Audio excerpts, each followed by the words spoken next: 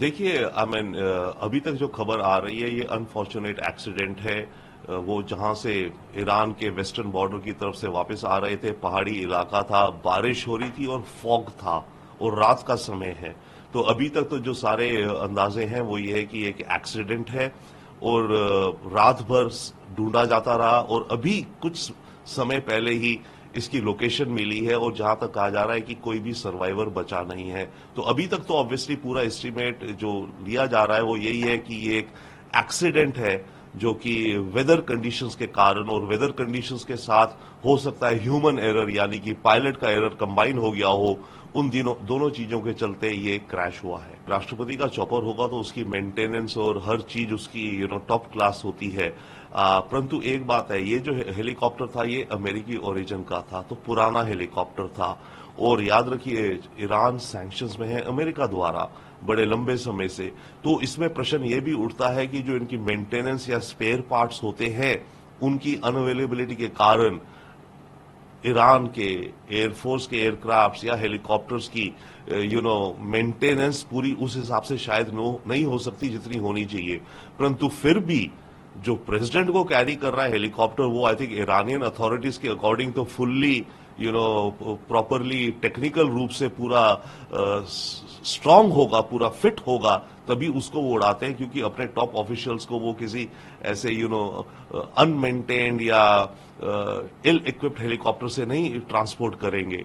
तो जहां तक इरानियन अथॉरिटीज की बात है, उनके हिसाब से तो हेलीकॉप्टर पूरी तरह से फिट होगा, एयरवर्दी होगा। परंतु हाँ, ये क्वेश्चन आ रहा है कि इतना पुराना हेलीकॉप्टर था और अमेरिकी सैंक्शंस हैं, तो उसके चलते क्या इस हेलीकॉप्टर की मेंटेनेंस में कुछ कमी रह गई थी जिसके चलते ये क्रैश हुआ है। आने वाले वक्त में फिलहाल के लिए तो एक तो ईरान के अंदर रिएक्शन देखना होगा कि ईरान की पब्लिक में किस तरह का इमोशनल रिएक्शन आता है। अगर ईरान की पब्लिक इमोशनल रिएक्शन में इजराइल को ब्लेम करती है, चाहे कि कोई तथ्य ना भी हो, तब ईरान की लीडरशिप को शायद कुछ अपना कदम उठाना पड़ेगा, दिखाने के लिए भी देखो हम भी कुछ कर सकते हैं। तो एक खतरा फिलहाल है। There was a statement given by the Iranian authorities that it was because of the bad weather the Hepter has probably crashed. But whichever team is going to inquire into knowing the cause of the crash will look into all the aspects, which could be human error, which could be technical error or technical glitches, bad weather, and even a conspiracy theory can't be ruled out at this stage. But knowing the exact cause so early will be hazarding a guess. It came as a bit of a surprise and a shock to everybody. But given the kind of weather there was in that particular region, the terrain, it's quite possible that this was an accident. And very often we've seen that in India as well, that the dignitaries, even when it's not safe to fly, sometimes order the officials to fly them out because they have some other pressing engagements, and they take those chances. Now, we don't know whether something like that happened. We don't know whether this is a technical fault which brought the helicopter down.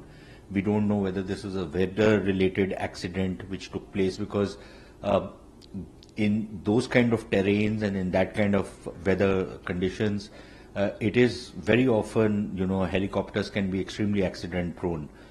So that is a possibility. And of course, like everybody is speculating, was this some kind of a sabotage that took place? As of now, nothing can be really ruled out. But I would say that there's a much higher possibility that this was entirely a weather related and perhaps a technical kind of a glitch which brought the chopper down. And